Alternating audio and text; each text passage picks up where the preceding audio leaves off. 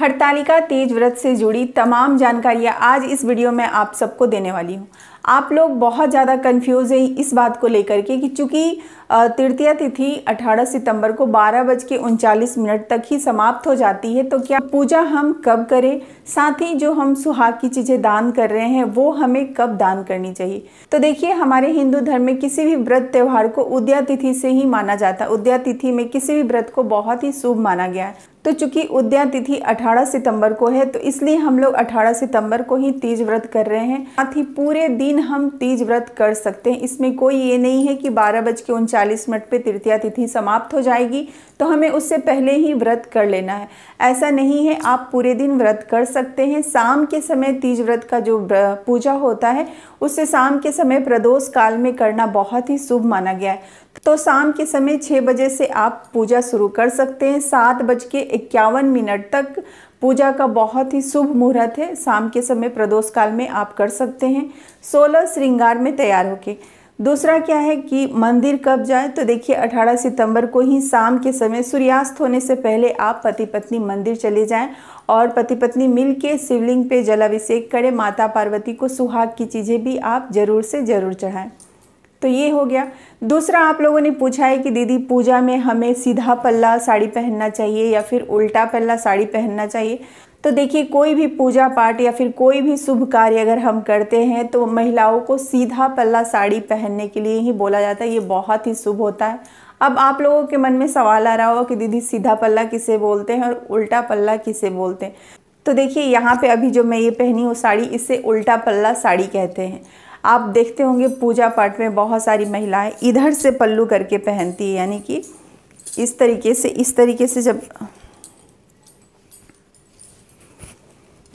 से जब हम साड़ी पहनते हैं तो इसे हम सीधा पल्ला कहते हैं। यहाँ पे अभी पिनअप है तो मैं आपको खोल के नहीं दिखा सकती हूँ, लेकिन यहाँ पे पिनअप नहीं होता है। यही पल्लू हमारा पीछे से आता है और यहाँ पे पिनअप होता है, तो इसे हम सीधा पल्ला कहते हैं।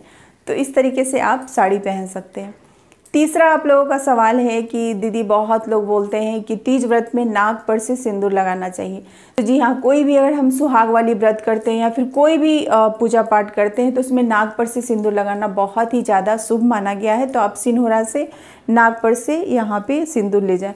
अब यहाँ पे एक सवाल और आता है कि उंगली को हमें ऊपर लेके जाना चाहिए या नीचे लेके आना चाहिए। तो देखिए, जब भी हमें सिंदूर लगाना चाहिए तो हमेशा ऊपर की तरफ ऐसे उंगली को लेकर के जाना चाहिए। नीचे की तरफ हमें भूल के भी अपने उंगली को नहीं लाना चाहिए, बहुत ही अशुभ होता है। तो मुझे लगा जो मेरी न्यू बहनें जिनकी नई शादी हुई है उन्हें इन सब बातों को लेके बहुत सारा कन्फ्यूज़न होता होगा। बहुत सारी जो मेरी बहनें हैं वो बाहर रहती हैं, उनके पास कोई बताने वाला नहीं है। तो इसके लिए मुझे लगा कि ये छोटी छोटी बातें मैं आप लोगों को ज़रूर से ज़रूर बताऊं। एक और सवाल आप लोगों ने किया है कि दीदी पारण का शुभ मुहूर्त क्या है, पारण हमें कितने बजे करना चाहिए। तो देखिए, 19 तारीख को आप सूर्योदय से पहले उठ करके घर की साफ़ सफाई करने के बाद स्नान करके आप महादेव और माता पार्वती की पूजा करें। सर्वप्रथम हमें गणेश जी की पूजा करनी चाहिए, क्योंकि कोई भी पूजा पाठ में सबसे पहले गणेश जी की पूजा करने से ही हमारा पूजा सफल होता है। तो आप सबसे पहले गणेश जी की पूजा करें, इसके बाद महादेव जी की पूजा करें, फिर आप माता पार्वती को सुहाग चढ़ाएं, सुहाग लें।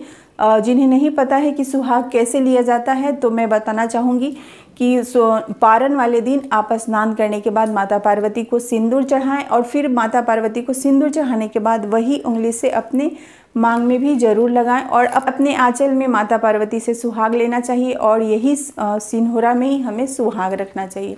और पूरे साल आप सिंहोरा से पूजा पाठ में सिंदूर लगाएं, ये बहुत ही ज़्यादा शुभ होता है। तो ये हो गया। इसके बाद एक और सवाल है कि पारण हमें किस तरीके से करना चाहिए। सबसे पहले हमें पारण में क्या खाना चाहिए। तो देखिए, पारण करने से पहले आप अपने पति की पूजा ज़रूर से ज़रूर करें। इसके ऊपर मैंने बहुत सारी वीडियो बना रखी है, आप प्लेलिस्ट में देखेंगे तो आपको तीज के ऊपर बहुत सारा वीडियो मिल जाएगा, जिससे कि आप लोगों को बहुत सारा हेल्प होगा। इसके ऊपर मैंने शॉर्ट वीडियो, लॉन्ग वीडियो सारे ही बना रखे हैं। तो देखिए, जब भी हम कोई सुहाग वाली व्रत करते हैं तो हमें पति का पैर छू के आशीर्वाद लेना बहुत ही ज़्यादा ज़रूरी हो जाता है, क्योंकि तभी हमारे व्रत के पुण्य फल की प्राप्ति हमें मिलती है। क्योंकि जिनके लिए हम 24 घंटे का निर्जला व्रत किए हैं, उनका अगर आशीर्वाद मिल जाता है तो हमारा व्रत सफल हो जाता है। तो पारण खोलने से पहले अपने पति की पूजा करें, उनकी आरती दिखाएं, उनके माथे पे रोली चंदन से तिलक करें, और तिलक पे थोड़ा सा अक्षत लगाना भी बहुत शुभ होता है। इसके बाद आप अपने पति का पैर छू के आशीर्वाद लें, सदा सुहागन का आशीर्वाद लें। इसके बाद ही आप अपने पति के हाथों से पानी और मिठाई खाएं। पहले आपको कुछ मीठा खा करके ही अपना व्रत खोलना है। दूसरा, जिनके पति पास में नहीं रहते हैं, कहीं दूर रहते हैं, तो वो बहनें कैसे व्रत खोले? तो देखिए, पूजा पाठ करने के बाद आप अपने पति से वीडियो कॉलिंग पे बात कर लीजिए और उनका आशीर्वाद लेने के बाद ही आप व्रत खोलें। पारण वाले दिन भूल के भी आपको किसी भी बासी भोजन का सेवन नहीं करना चाहिए, ये बहुत ही गलत है। कि पारण के दिन आपको ताज़ा खाना बनाना चाहिए। पहले आप मुंह में कुछ मीठा खा लें, इसके बाद ही आप व्रत खोलें। जो भी है कढ़ी पकौड़ा वगैरह, बहुत सारे लोग बहुत कुछ बनाते हैं, तो जितना आपको सुविधा हो उस हिसाब से आप खाना बनाएं और ताज़ा खाना बना करके ही खाना चाहिए।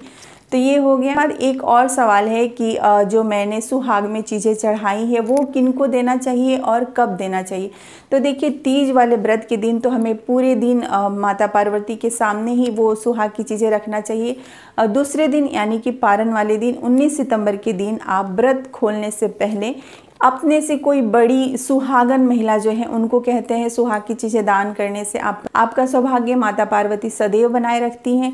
तो उनको आप सुहाग की चीज़ें से साथ में कुछ दक्षिणा भी दें और उनसे आशीर्वाद आप जरूर लें। अगर आपके आसपास कोई ऐसी महिला नहीं है तब तो आप पंडित जी को ही दान कर सकते हैं। सुहाग की चीज़ें दान करने के साथ आप पंडित जी को कुछ दक्षिणा भी दे। कहते हैं गेहूँ दान करना बहुत ही ज़्यादा शुभ होता है, तो गेहूँ आप दान कर सकते हैं। एक सवाल यहाँ पे और है कि सारी चीज़ें उठा के हमें दान कर देना चाहिए या फिर जो चीज़ें दान कर रहे हैं उसमें से हमें कुछ रख लेना चाहिए। तो एक चीज़ मैं यहाँ पे बताना चाहूँगी कि हम लोग 2 थाल सजाते हैं, एक में दान करने वाली चीज़ें और दूसरा अपने लिए माता पार्वती को चढ़ाते हैं। अगर आप एक ही थाली मतलब सुहाग की चीज़ें दान करते हैं तो दान करने से पहले आप उसमें से कुछ ना कुछ अपने लिए ज़रूर रख लीजिए। सिंदूर, चूड़ी, बिंदी, कुछ भी मतलब सुहाग की एक चीज़ आप अपने पास रख लीजिए। इसके बाद ही आप वो सारी चीज़ें दान कर सकते हैं। तो आज की इस वीडियो में बस इतना ही। उम्मीद करती हूँ आपके सारे सवालों का जवाब इस वीडियो में मिल गया होगा। वीडियो कैसी लगी प्लीज़ कमेंट करके ज़रूर बताएं। कोई सवाल है तो वो ज़रूर पूछें। तब तक आप सब अपना ख्याल रखें। महादेव माता पार्वती हम सब का तीज व्रत बहुत ही अच्छे से पार लगा दे।